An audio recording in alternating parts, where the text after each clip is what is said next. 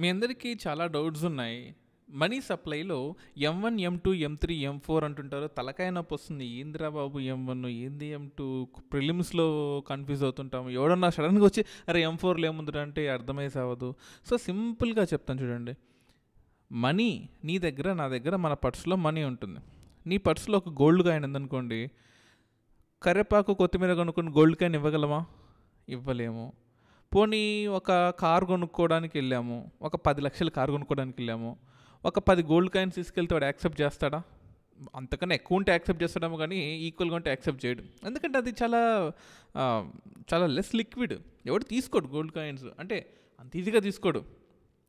దాన్ని కావాలంటే మనీగా మార్చుకుంటే తీసుకుంటాడు.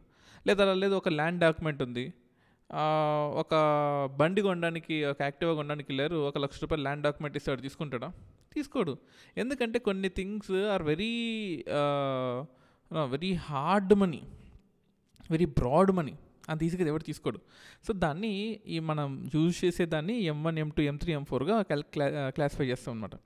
ఇప్పుడు M1, M2 అనేది మోస్ట్ లిక్విడ్. ఇక్కడ నాకు ఒక ఇంటర్నెట్లో ఒక పిక్చర్ దొరికింది, నేను దాన్ని తీసుకొని చేస్తున్నది. నేను క్రియేట్ చేసింది కాదు, ఫ్రాంక్లీ చెప్తున్నా, బట్ నాకు నచ్చింది ఈ పిక్చర్ అనేది ఎవరిదో. సో M1, M2 అనేది మోస్ట్ లిక్విడ్, చాలా ఈజీగా ఎవరైనా తీసుకుంటారు. M3, M4 అనేది అంత ఎవడు తీసుకోడు అనమాట. అసలు ఏంటి అనేది చూద్దాం. M1, M2 narrow money. అందులో M1 కరెన్సీ నోట్స్ 100, 1000 ఇవన్నీ కూడా 2000, ఆఫ్కోర్స్ 1000 లేదనుకోండి, 2000, 500 ఇవన్నీ కరెన్సీ నోట్స్ ఈజీగా తీసుకుంటాం. కాయిన్స్ 100 రూపీ కాయిన్ అనుకో, 5 rupee coin, 10 rupee coin, 2 rupee coin, 1 rupee coin.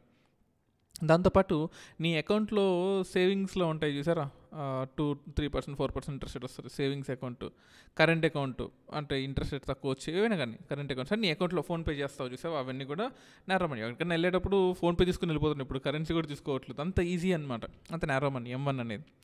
M2 అనేది ఏంటంటే, మనకు ఇండియాలో కొన్ని వేల పోస్ట్ ఆఫీసులు ఉన్నాయి. ఆ పోస్ట్ ఆఫీస్లో సేవింగ్స్ చేసుకుంటూ ఉంటారు కదా, సో వాటిని కూడా ఇంక్లూడ్ చేసుకుంటే M1 అంటే జనరల్గా కరెన్సీ కాయిన్స్ బ్యాంకులో ఉండేవి కాకుండా పోస్ట్ ఆఫీస్ కూడా కలిపితే M2 ఉంటాం. ఎందుకంటే పోస్ట్ ఆఫీసులు ఇండియాలో చాలా చోట్ల ఉన్నాయి కాబట్టి కొంచెం ఒక లోన్ తీసుకున్నప్పుడు, లేకపోతే కారు ఫైనాన్స్ తీసుకునేటప్పుడు పోస్ట్ ఆఫీస్ కూడా యాక్సెప్ట్ చేస్తున్నారు. సో ఎందుకంటే అది అన్ని పోస్ట్ ఆఫీసులు ఇండియాలో ఉన్నాయి కాబట్టి, అందుకోసం ఇన్ఫ్యాక్ట్ నేరో మనీ. ఇప్పుడు ఫర్ ఎగ్జాంపుల్ నేను ఒకసారి ఈ నాగ్పూర్ బాండ్స్ కొన్నాను అనమాట. అంటే నాగ్పూర్ సిటీ డెవలప్మెంట్ బాండ్ ఒకటి రిలీజ్ చేసి ఏదో ఆతృతలో కొన్నాను. అసలు డెవలప్మెంటే లేదు. 10,000 కొంటే 5 ఏళ్ళు అయినా కూడా 10,000 ఉన్నాయి. 10,000 డిస్కౌంట్ రేట్లో నేను డిస్కౌంట్ రేట్లో కొన్నాను, మామూలు రేట్కి కొన్నాను. ఇంట్రెస్ట్ ఏం పెరగలేదు. అది డిస్కౌంట్ రేట్ 10,000 కొట్టి 10,500 రూపీస్ అయినాయి ఇప్పుడు. సో అది ఆ 10,500 తీసుకెళ్ళి నేను ఇప్పుడు ఒక సెల్ ఫోన్ కొంటానని నాగ్పూర్ బాండ్ ఇస్తే అది కొంటాడా? కొండు కదా. సో అలాగే అనమాట. So post office savings deposits అంటే ఎక్కువగా కొనే అవకాశం ఎక్కువ మంది వాడతారు కూడా. సో M2 అది కాకుండా లెస్ లిక్విడ్, అంటే ఎవరు తీసుకోడు అనమాట ఈ కరెన్సీని, దాన్ని బ్రాడ్ మనీ అంటాం. అంటే ఎందుకంటే చాలా ఆప్షన్స్ ఉన్నాయి కదా సేవింగ్స్లో, అందుకోసం బ్రాడ్ మనీ లెస్ లిక్విడ్ ఆపోజిట్లో ఉంటుంది. Most liquid narrow money. M3 ఏంటంటే M2 కలుపుకోవాలి, అంటే M3 is equal to M1 also included and M2 also included కదా, అంతే కదా. బాక్సర్ బాగా గమనించింది, ఇక్కడ మీకు అర్థమైపోతుంది, ఇక్కడ మీకు చూసి అర్థమైపోతుంది. M3 has M2 which is having M1. So M3లో M2 ఉంటుంది, ప్లస్ టైం డిపాజిట్స్, అంటే మీరు ఫిక్స్డ్ డిపాజిట్లు వేస్తాను చూసారా, 1 ఇయర్కి కదల్చకుండా ఉంటే 7% వడ్డీ ఇస్తాడే, అది బ్యాంక్స్తో ఇచ్చేది. దాంతోపాటు call term borrowings by the banks. Call term అనేది సపరేట్ డిఫరెంట్ కాన్సెప్ట్, అది మీకు మళ్ళీ చెప్తాను. So call money, term money అని కూడా ఉంటాయి. అంటే పర్టికులర్ టర్మ్కి 6 మంత్స్కో, 2 మంత్స్కో, 1 మంత్కో అలా కాల్ చేసినప్పుడు 120 డేస్కో, 50 డేస్కో అలా కాల్ చేసినప్పుడు మనీ ఇస్తారనమాట. కాల్ టర్మ్ డిపాజిట్స్ అని ఉంటాయి. అవి కూడా కలుపుకుంటే M3 అంటాం.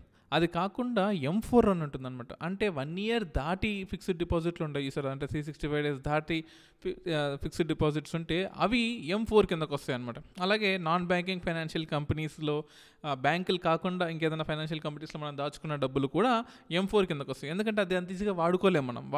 ఎంత వాడుకోలేకపోతే అంత బ్రాడ్ మనీ అనమాట, అంత లెస్ లిక్విడ్ ఉంటుంది. బట్ నెంబర్ ఆఫ్ ఆప్షన్స్ పెరుగుతాయి కదా, సో అప్పుడు అది బ్రాడ్ మనీ అవుతుంది. ఇంకో విషయం చెప్తాను చూడండి.